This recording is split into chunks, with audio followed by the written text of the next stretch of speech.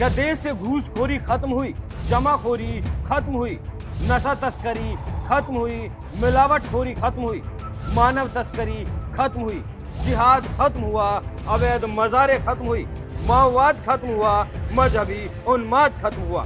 बिल्कुल नहीं।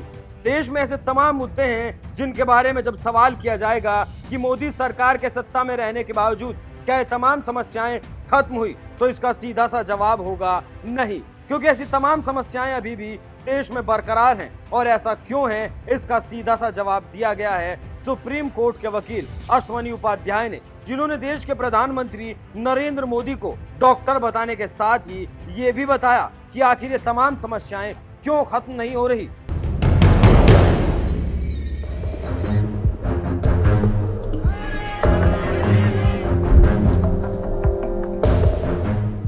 दरअसल साल 2014 में जब प्रचंड बहुमत के साथ नरेंद्र मोदी ने सत्ता संभाली थी, तो उस वक्त देश की जनता को उनसे बहुत उम्मीदें हुआ करती थी, क्योंकि लोगों को ये लगता था कि यही वो नेता है जो तमाम तरह की समस्याओं से निजात दिला सकता है। और सत्ता संभालने के बाद पीएम मोदी ने देश को आगे ले जाने के लिए बहुत कोशिशें भी की, इसमें कोई शक नहीं।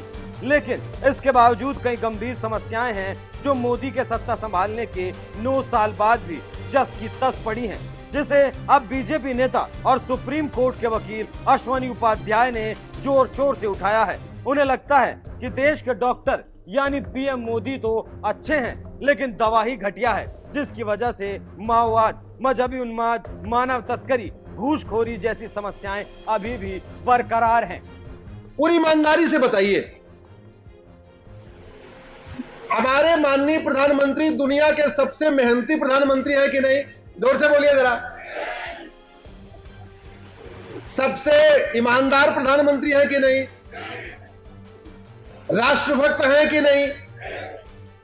हमारा प्रधानमंत्री दुनिया का सबसे ईमानदार, हमारा प्रधानमंत्री दुनिया का सबसे मेहनती, हमारा प्रधानमंत्री दुनिया का सबसे ज्यादा राष्ट्रभक्त, 24/7 काम करने वाला, कभी छुट्टी न लेने वाला। अब ईमानदारी से बताइए, घूसखोरी खत्म हुई क्या? जोर से बोलिए। जमाखोरी खत्म हुई, मिलावटखोरी खत्म हुई, कालाबाजारी खत्म हुई, नशा तस्करी खत्म हुई, मानव तस्करी खत्म हुई? जोर से बोलिए जरा। सोना तस्करी खत्म हुई, माओवाद खत्म हुआ, नक्सलवाद खत्म हुआ, धर्मांतरण खत्म हुआ, जिहाद खत्म हुआ, मजहबी उन्माद खत्म हुआ, अवैध मजारे खत्म हुई, अवैध दरगाह खत्म हुई। तो इसका मतलब क्या हुआ? डॉक्टर अच्छा है लेकिन दवा, बड़ी सीधी सी बात है भाई। अगर जो समस्या भारत में है वो चीन में नहीं है, तो या तो चीन का शासक हमारे प्रधानमंत्री से ज्यादा अच्छा है, या चीन का कानून हमारे कानून से ज्यादा अच्छा है। दो ही चीज तो है। जो समस्या भारत में अगर सिंगापुर में नहीं है, तो यानी या तो उनका डॉक्टर ज्यादा अच्छा है या उनकी दवा ज्यादा अच्छी है। और मैंने पहले ही बताया, डॉक्टर का बीमारी से कोई संबंध ही नहीं होता, डॉक्टर का बीमारी से कोई रिलेशन नहीं होता, दवा का बीमारी से रिलेशन होता है। दवा भी बीमारी को ठीक करती है, डॉक्टर तो दवा देता है।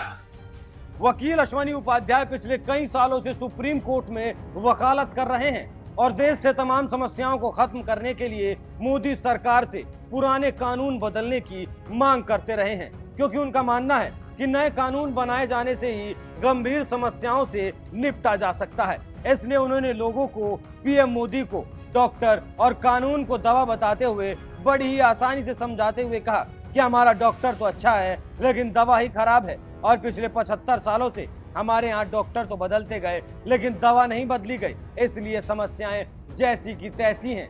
इसका मतलब पिछले 75 वर्षों में हमारे यहाँ डॉक्टर तो बदलते गए, हॉस्पिटल बदलती गई। हॉस्पिटल का मतलब पॉलिटिकल पार्टी, और डॉक्टर बदलते गए, प्रधानमंत्री। हॉस्पिटल भी बदली, डॉक्टर भी बदले, लेकिन दवा नहीं बदली। इसलिए समस्याएं ज्यों की त्यों हैं। और ईमानदारों के लिए भारत में रहना बड़ा कठिन हो गया। मैं कठिन क्यों कह रहा हूं? आज की डेट में आपके जमीन पे कोई कब्जा कर ले, आपको अपनी जमीन छुड़ाने के लिए कम से कम 30 साल मुकदमा लड़ना पड़ेगा। 30 साल के बाद आपको अपनी जमीन मिलेगी, लेकिन लगभग जमीन के कीमत के बराबर आपका पैसा खर्च हो चुका होगा, कचहरी में आने जाने में टाइम भी खराब हो चुका होगा, पैसा भी। और 30 साल के बाद आपको क्या मिलेगा? कुछ नहीं, वो तो जमीन आप ही की थी, आपको मिल गई।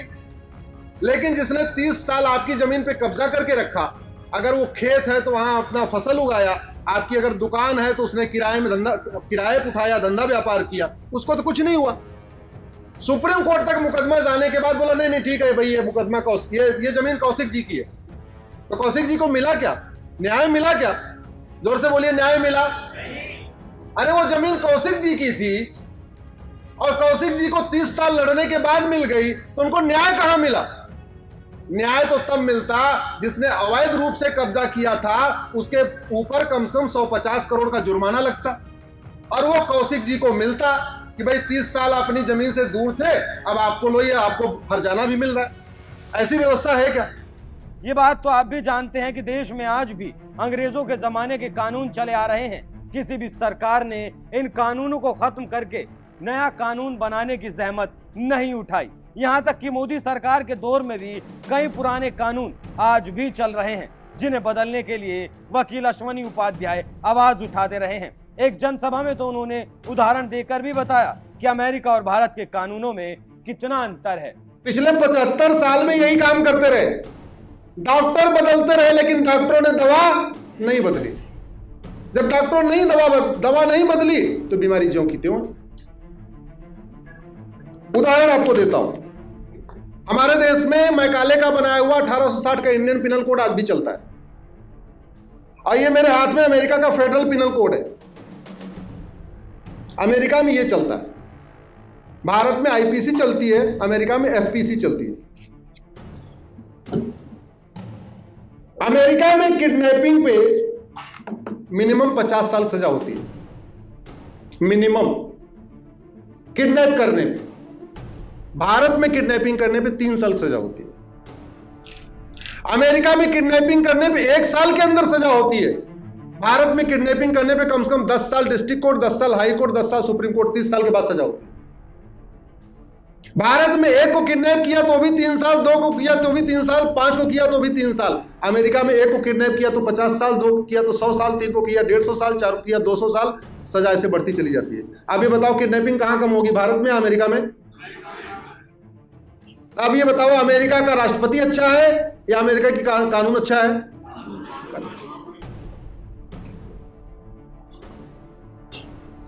भारत में मर्डर की एक धारा है 302, आपने सुना होगा 302 सेक्शन 302 आईपीसी कहते हैं उसको।